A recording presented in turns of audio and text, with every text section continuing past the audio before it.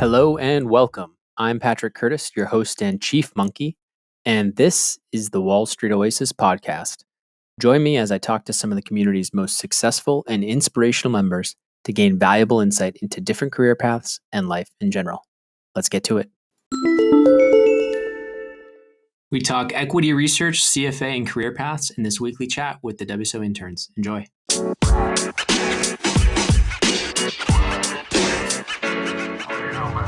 So just hit record. So welcome everybody to I think weekly meeting number 7, 6 or 7, Nabil.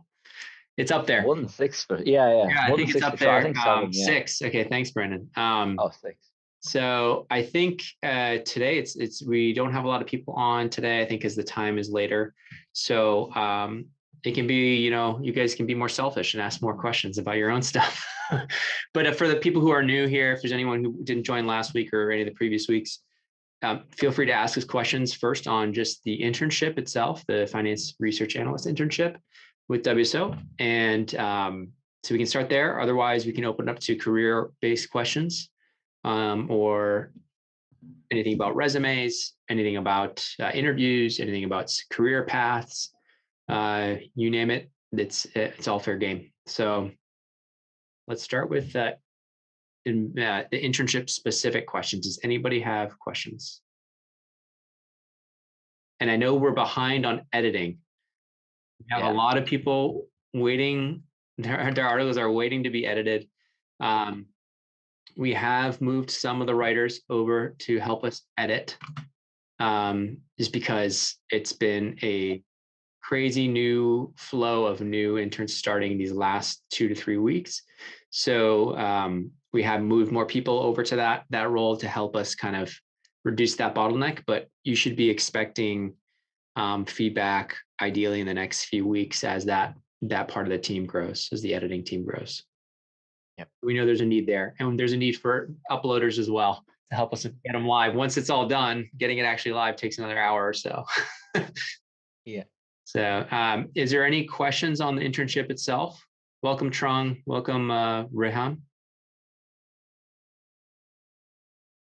Does anybody have questions? Nothing? Okay. Anything around specific career advice that we can give you? Welcome, investment ranker. I love the name. If not, it's going to be a real short call if we don't have any questions. Hey, Walter. Hey, so I have a question. So I'm looking to get into equity research. I know a lot of people talk about investment banking, but what do you think is the best path to getting into equity research? I spoke to some people who do work in investment banks, and they were telling me that becoming a portfolio manager is a good step, or like an assistant portfolio manager, or some places I think they call it associate portfolio manager, and then working your way from there to then becoming a equity research analyst. Yeah, I think that's good. Give us a little bit more about your background. Like, where are you working? Are you in school? What year? What's up? What are you doing right now? So right now I attend a community college, but I graduate this fall, and then after that I'm going to a university. As a junior or as a? Yeah, as a junior. Okay. Where are you going? Do you know yet?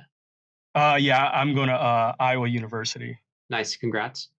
And what I do like about is they have a fund that the student manage, and it seems like it's been a really successful fund in the past 20 years. I think it's ranked like the highest growth in colleges. I don't know, but I've done some research about it, and I think it's a really good school to get into, especially for equity research. That's great. Yeah, and I think being involved with that stuff on campus is going to be pretty critical as well, just to help build out the resume. I think this internship will help a lot. If you're looking to get into equity research, definitely look at like the more equity research oriented terms to write about. So valuation, DCF, specific, anything around portfolio management or asset management, asset allocation, that type of stuff. I think would be relevant if you feel like the portfolio management path is the way in. Nabil, what do you think about the CFA for equity research? I mean, Yeah, pretty helpful there. Yeah, for equity research. Yeah.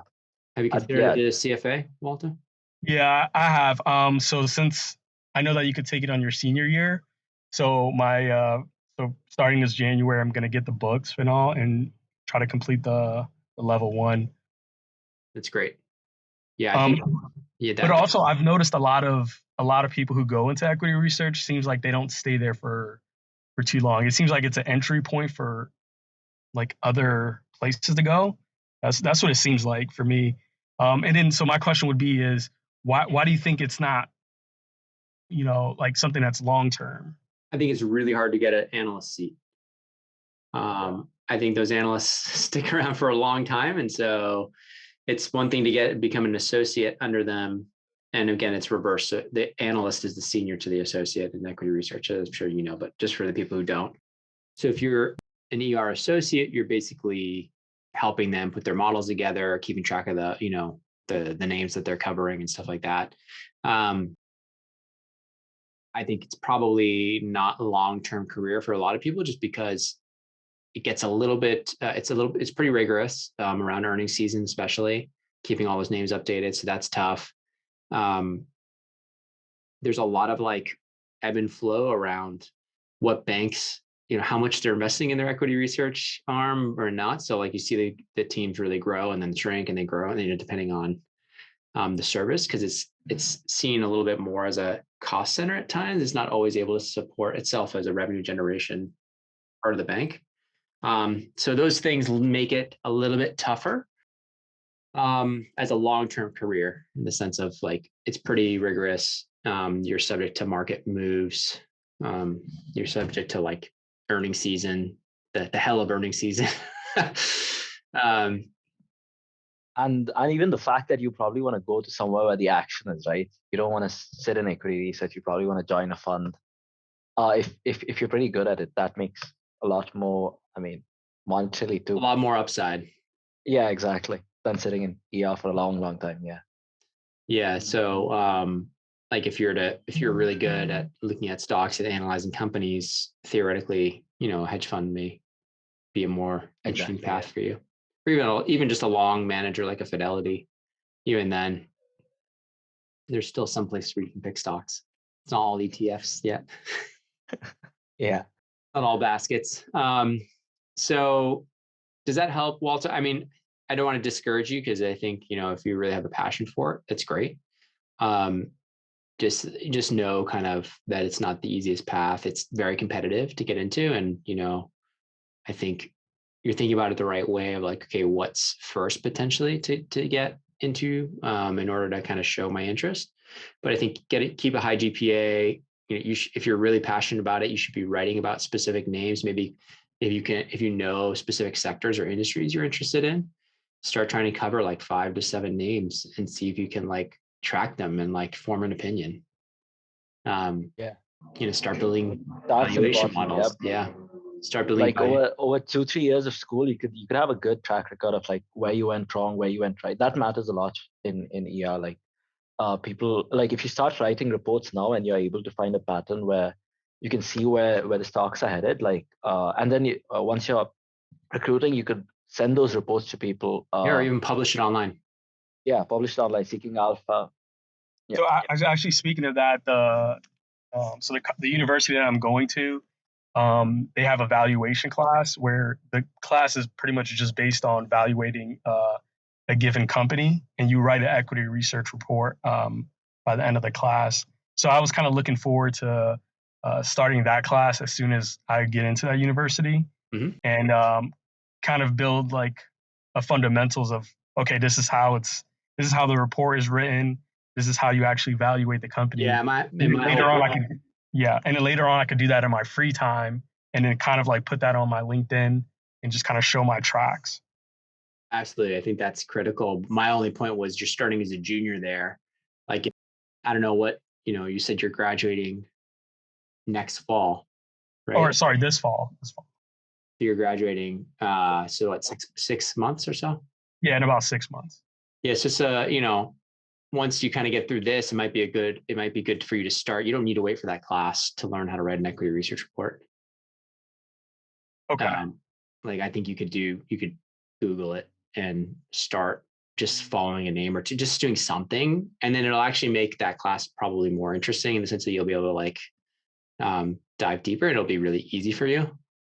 Yeah. Once you kind of do that. I just think if that's the way you want to go, like you're starting junior year, right? You're not starting freshman year. So it's like, you don't have a ton of time to be doing and like, I'd actually highly, highly suggest that, I don't know how much networking you're doing right now. Yeah. So I'm trying to work for, I don't know if you know Principal Financial. Mm-hmm. So I'm really trying to get into that. Like, would they have like an internship program or something? They do have an internship, but you have to at least start your CFA or be an MBA student.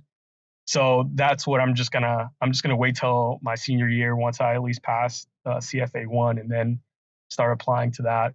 I've actually applied to like some internships, but since I'm in a 2-year institution, a lot of them won't even take me. Yeah. So I gotta wait till I get into the 4-year. Yeah. But I wouldn't wait to get into the 4-year before you start talking to people in the industry. Okay. Yeah. That's my point. Like, and I wouldn't put all your eggs in the basket of this principal thing. I would, because who knows, maybe senior you apply and like they're like, no, sorry, and you're like, oh, that's what I was planning on doing forever. And so like maybe this summer after you work through this, you could potentially like if you could get something in July or August and get through the WSO thing fast, that's probably going to land. That having this internship on your resume will probably land you a lot more opportunities in equity research, potentially as an intern somewhere, maybe a small little research shop somewhere. Yeah. And that would look really good. Even if you're only like fetching coffee. Just having a name on there, like, and looking at the models that they built, looking at how they did like channel checks, all that stuff is just it's gonna make you more well-rounded, and more importantly, it's gonna start building like the relationships in the industry. So are you leveraging LinkedIn right now? I know you're saying, oh, not a lot of people are like, they won't take me as an intern, but what about like just connecting with people? Yeah, I'm definitely growing my LinkedIn currently. Are you looking to stay in Midwest long term? Yeah, I'm looking to stay in the Midwest. Okay. It seems like it's the East Coast is where, or like other places is where, that's where you can actually get the good jobs. But here it seems a little limited. Yeah, there's a lot less there. But I mean, so I would highly recommend that you treat, this internship, you get through it as fast as you can. And then you actually start, start or alongside it in parallel, you start reaching out to like, I don't know. Well, I applied to Barclays, and I did like the assessments. I guess they have a really long assessment that you do a video interview and you do like higher view. Yeah. And then so I've done that. So I'm just gonna kind of like, I just did it to do it, but we'll see if I can actually hear back. But it's for actually next semester, or not, sorry, next summer. So if they contact me, I mean, I'm willing to go anywhere, even if it's to the UK, just to get the internship. That's great. Yeah, my only point is like, dropping your resume, getting a higher view here and there, is the odds are still so stacked against you. So the only way to start tilting the odds in your favor, especially if you're at an Iowa, which is like Midwest, you're not on the East Coast, you're not in New York, the way to tilt the odds in your favor and give yourself a better shot are to actually build a ton of connections in the industry and then keep up to date with them. So can I ask this though? Because I've listened to a lot of podcasts and other interviews.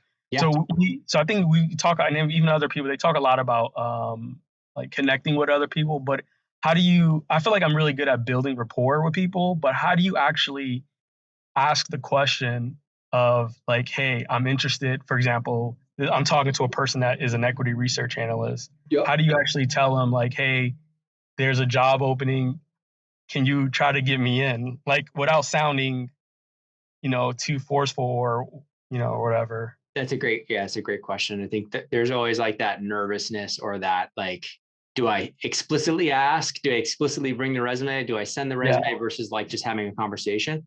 I think for the most part, you don't need to ask. I I think if they like you, they will typically say, hey, well, let me, send me your resume. Let me put in a good word. Blah, blah, blah. You can be like, oh, wow, really, I greatly appreciate it. There actually is a role, an ER associate internship or whatever role that would be interesting to me, but no, I really appreciate anything you can do in terms of just letting me interview. That's typically how it goes. But I think where you're gonna, if you're good at building rapport, you're comfortable on the phone. You have to think of it as like selling yourself, like as a sales funnel. So like you want to make sure the top of the funnel is as big as possible, and you're putting in as many leads as possible into that. If you don't do that, you're not going to get enough phone calls. You're just not going to get enough phone calls to convert into interviews, right? Because and you're also not going to be good at interviewing the first few times. Yeah, I feel like I'm terrible at it.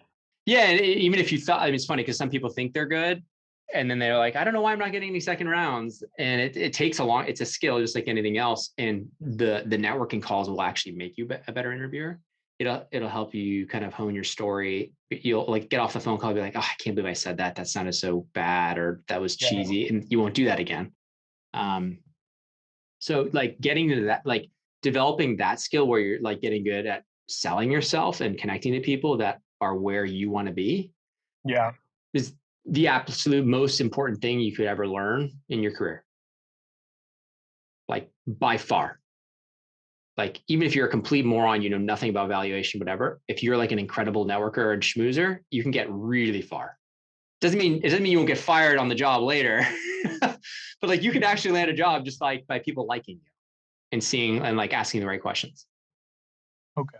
Yeah. So like I think there's a lot of like hey, I'm going to get to school. I'm going to take this course and this course is going to make me more valuable, or like give me the skill set where I can talk about it more. And I think as long as you're showing like interest and you're asking like legitimate questions around like, what's the, the day-to-day like, or what names are you covering? What industry? Do you find that interesting? How long you've been there? What's your plan? Are you going to stick around? How does that look? If you're asking these types of questions in terms of like, I think it just shows a lot of curiosity, a lot of drive. And I think they're going to want to probably try to help you, especially if you can find alum from Iowa or alum from the Midwest. Yeah, actually the guy that I spoke to, he's an alumni for Iowa. And he told me about that valuation class, and he actually works for that specific bank.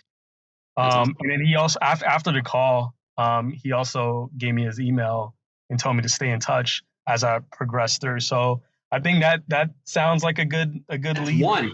That's one person, but that's great. But like you did that on that one person. He wants to help you. Yeah. So like, imagine if you had 10 people like that. Yeah, I agree. Pulling for you, then like you're in really good shape because you're at least going to get 2 or 3 interviews like coming out of junior year for full time. If you have like 10 people that really like you, you're going to be in good shape, at least to land that first round interview. And then hopefully by that point, you've done the class, you kind of know the talk, you've done our valuation course, you've done our DCF modeling course, you kind of like have the chops to not just, talk the talk, but walk the walk in terms of knowing all the lingo and stuff like that. Yeah, exactly. Well, thank you for answering all my questions. No worries. Yeah, good luck, man. It sounds like you're on the right path. So keep it up. I would just say, like ramp up the networking. This is what I always tell people. Like you've heard my interview, like just ramp it up. Yeah. You can connect to people in about 10 seconds a person on LinkedIn. You can request 100 connections a day and you'll probably get like 10 to 15 new connections a day. And from there, maybe 10% will actually get on the phone with you. Okay. So like, that means you could be having a call almost every day from somebody with a CFA or in equity research. Within a few months, you could be having like 1 to, let's say 3 calls minimum a week with these people. It's crazy to think about that, but it's true. So, especially if you're not limiting yourself to just Iowa or Midwest, then you have a huge pool to network with. But anyways, yeah, thanks for the thoughts, and you're on the right path. Investment Ranker says study Damodaran and learn all the valuation there is to learn. Agreed. Yeah, study Damodaran. He has some great articles in terms of like valuations of different companies at different stages. Some really interesting stuff. If you go back in history. Somebody else had their hand up. Was it you, Brandon? Brandon. Brandon, do you have a question? Oh, yeah, I think there's something in the chat if you want to get to that first, because I think it's probably more valid than what I'm about to ask. Oh, what was I going to say? There's a little bit further up. Okay, what are the chances of landing a role in buy-side equity research directly after college? Is that possible? I'm not sure, to be honest. I'm sure there's places you could get it straight out of college, but you probably have to show a lot of knowledge, and I've been doing the networking and like had that track record a little bit prior to being given like that opportunity. I'll never say it's impossible. It's just probably it's a longer shot. So in that sense, I'm not as well versed in equity research, to be honest, because like I didn't do it. But it's a good question. I think probably possible, but very hard. Would be my guess. Yeah, you have to work a lot in college. Just build up that rapport, like and get reports and or whatever. impress some people with what you're writing. Exactly, yeah. But then getting into the big banks, yeah, that might be hard. They'd still look for some experience, yeah. Yeah, they're too structured. Yeah. But small shops, yeah, for sure. Anything's possible. How much math is too much? I'm doing some articles about microeconomics, and in general, I use a lot of math, but I know most people don't like it as much as I do. Luis, is this around like the types of the article you're writing? I'd say if you're talking about like integrals and like marginal utility, marginal utility, I think microeconomics is a huge topic, so it's very tough to like tell you not to go there, but I'd really focus on more like the keywords around microeconomics and those topics as subtopics. So like, I don't even know what the main topics under micro is, even though I was an economics major, I can't even remember, like marginal utility and unit economic. I don't even know. Yeah. But I would say some math is fine, but I wouldn't go crazy deep, like complex on it. Because then I think you're going to end up with a 10,000 word article. Let's see. Brandon says, as emailing the CFA Institute, you apparently can just start early. I registered in my third year, but they won't let you write level 2 till you graduate. That's a little funky, but it's an option if you want to start early. Thanks, Brandon, for the tip. Anybody else? Any other questions? Yeah, I just had like two quick bits. I know I kind of asked something similar to this before, but maybe I just want to clarify something. Sure. Really, like for the word count, I should probably target it to be approximately similar to our competitors. Like if they're writing something that's like 4,000 words, I'd write close to 4,000. But if they're writing like 800 words, I'd probably want to keep it around about 800. Just to be like 1,000, yeah. Ideally more, yeah. Ideally a little bit more. Yeah, I think I've added more to some of the articles that I've done by comparison to what the competitors are doing. But like one of them, I think 3 or 4 of the articles were like 800 words, and I stretched it out to like 1,500, but yeah, without making a whole new article in each subsection, right? Yeah, and I think that's the challenge, because sometimes you'll have a broad topic like microeconomics, but then under the economics branch, we have like 15 articles that could theoretically fall under micro. Yeah, I just finished my like private equity transaction stages or timeline. Cool. I mean, cool. And like, so one of them, let's say like was quality of earnings. And I know that's like its full own article. Oh, that could be its whole own thing. You know what? We're releasing a private equity deal process course soon. B2C, and we've been training private equity funds on this. That might actually be interesting to get that deck over to you to see how it compares to what you wrote. Oh, sure. Yeah, for sure. Well, I think it's in review right now. So like, okay, yeah, we'll see what people can make any changes. And then, yeah, one more other thing. I don't know who was just on, but you were saying, yeah, like start doing some of your own equity research. One of the things that was suggested to me, I just think maybe it's relevant, but yeah, sure. An equity research analyst, or not an analyst, an associate, was telling me he started like a sort of like an anonymous Substack through Twitter, and he just releases like equity research, and it was just a fun thing for him to do, but it's a good way to get some practice. And I think he charged like $10 a month for people to view it, so you can make some money doing it too. It's a fun way to do it, and I guess when you go into like an interview, you can say like, "Here's what I've done," and like, yeah, and if you're actually really good and detailed, yeah, you have like work to show, right? Yeah, you can build up a little audience. But if like, what if like 100 people actually subscribe to you? You get $1,000 a month for your work, it's awesome. Yeah. That was the idea, right? So yeah, I thought that was probably useful. That's great. I love it. Especially if like you're not in the most obvious names. If you're in like the middle market or like small cap world where the coverage is like one analyst or like something like that, and you're not like covering Apple or Microsoft or Google, and you're going after these maybe smaller caps, like maybe you're like focused on like solar or like mining or something like that, or like you understand a specific subsector and you go deep on those, you'd be surprised like how quickly you can build a name for yourself on Twitter and whatever, because like people are always looking, like other analysts and research are always looking at like who's writing about their names to learn more. And so that's a great way to get ingratiated with the people who are already doing it and be like, wow, this kid's super sharp. That's a good point I hadn't realized. Obviously, you probably want to practice first and write a few before you start like releasing them out and get feedback. I had no idea how many people did it too, which was kind of surprising because the one guy I was talking to, he like just sent me this list of people who like anonymously post equity research.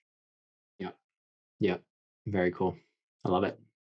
I think it's very smart. It's obviously a lot of work, but if you're going to be doing it for your job, it's like, what better way to show that you're capable than actually doing the work and showing that you have a passion for it.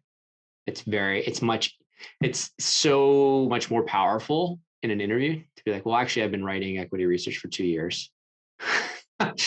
Right. And specifically on these names. And then they ask you, and then they drill down on the names and you know it. Then done, boom, done. You're like higher. You're so much further ahead than other college kids who haven't been doing that.